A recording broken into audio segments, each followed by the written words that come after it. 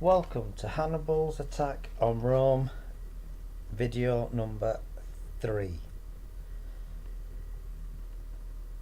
If you remember from video 2, I have managed to get the Carthaginian cavalry into Rome,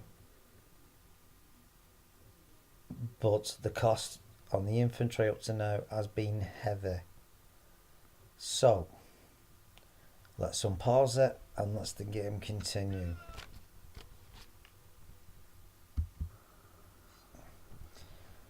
Right, now in this video I wish to talk about how a nation gets beaten. In games such as this, it's a simple thing to just simply take over this courtyard and you win. But in real life, it wasn't that simple. There are actually two ways to win a war. The first one is to take away a nation's will to continue the fight. And this is achieved by making the blood count so high that the people of the city-state or the nation think the price just isn't worth it. This is the tactics the Vietnamese used to beat the Americans. They deliberately fought battles in such a way as to make the blood count so high that the Americans would withdraw, and it worked. The other way is to take away a nation's ability to fight.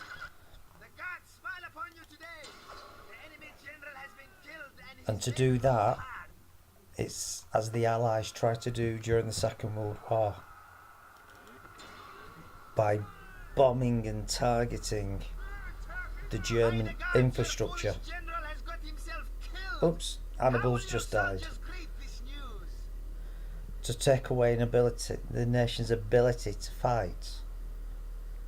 By this you target their infrastructure, the munitions factories.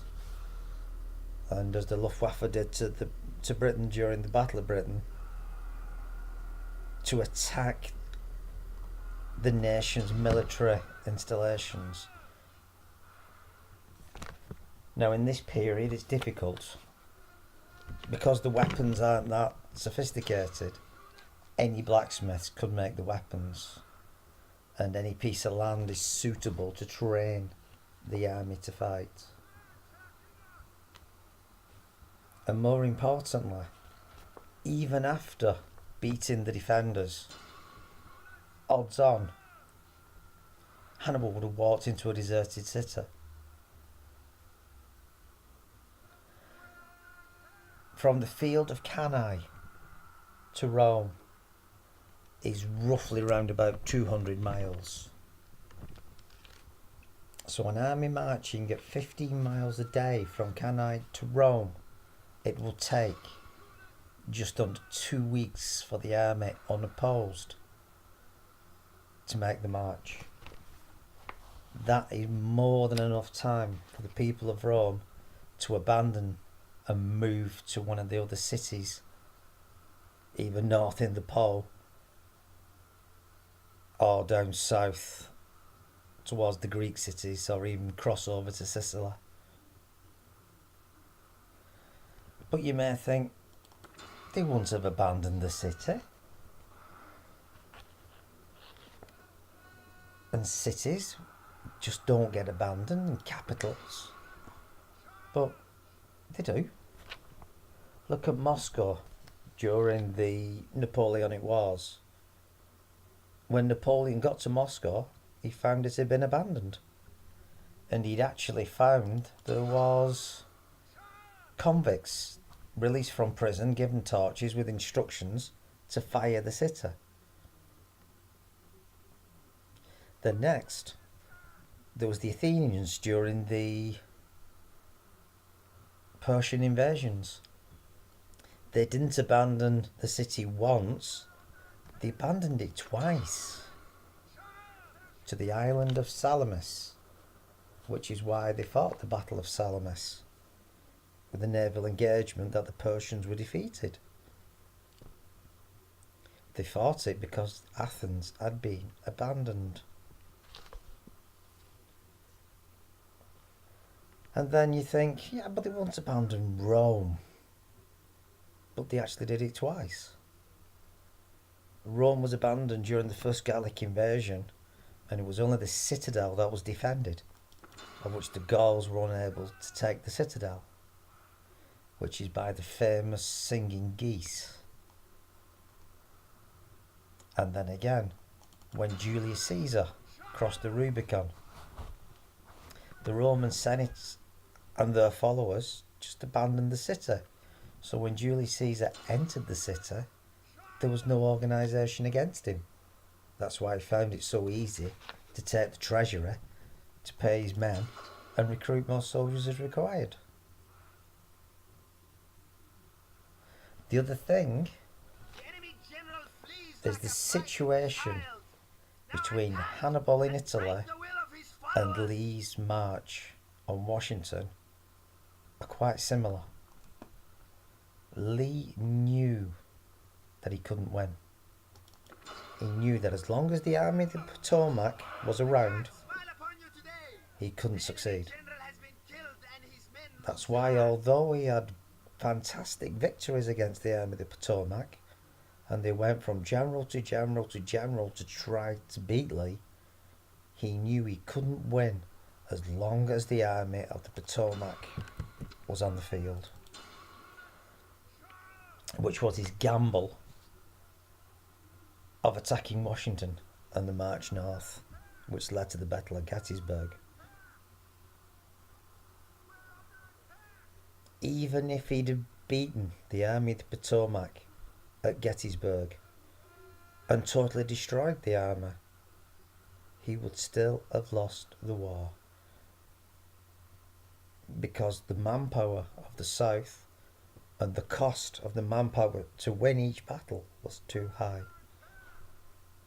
And eventually they'd have been bled dry, which is as they were at the end of the war.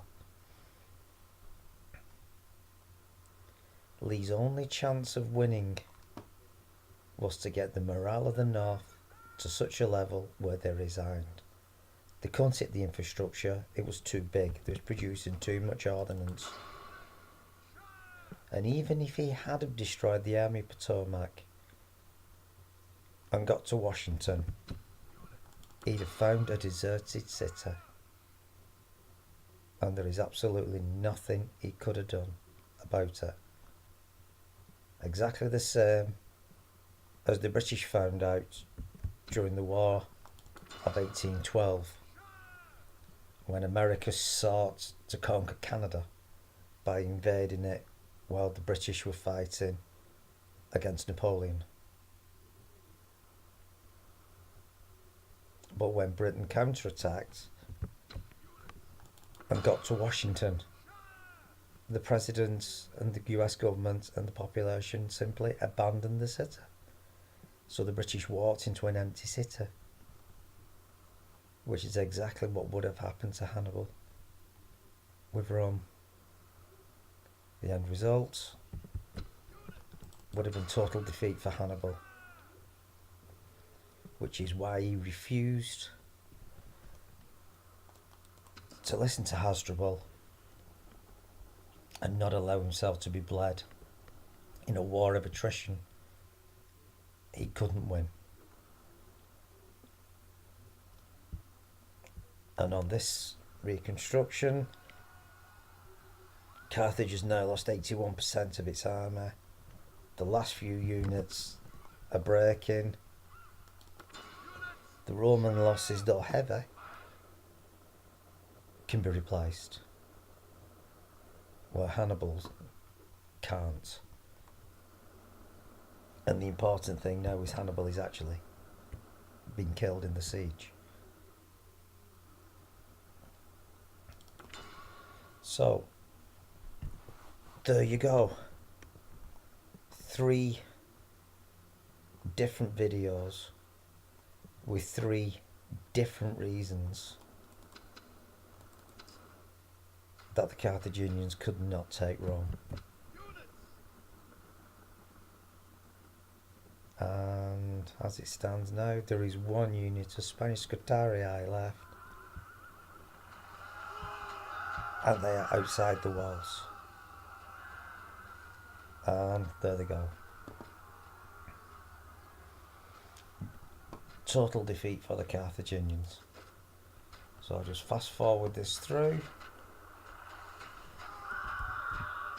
as the last remnants quit the field.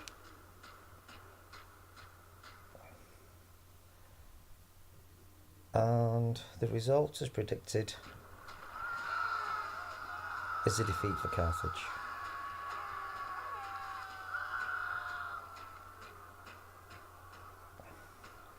So all it needs now is to see the actual numbers lost.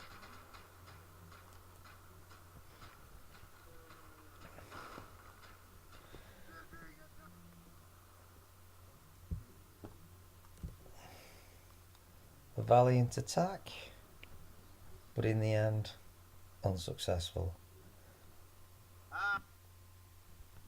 So, you can see that the Carthaginians killed approximately 2-1 for the casualties they received.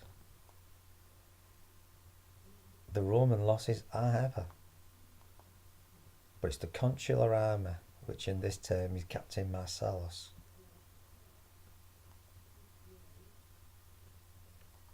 who did the work.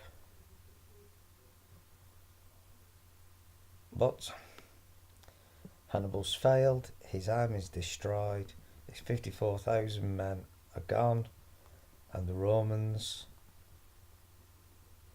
have lost a similar amount, but they've got 770,000 men to fall back on. Hannibal, who's currently lying on a plaza, has none. So, I hope that shows that Hannibal, if he had have taken Rome, he couldn't win the war. And even if he had laid siege to Rome, the casualties would have been too high in trying to take it. Well, I hope you enjoyed them, and please press that like button, give the bell a little ring, and thank you for watching, and enjoy the rest of your day.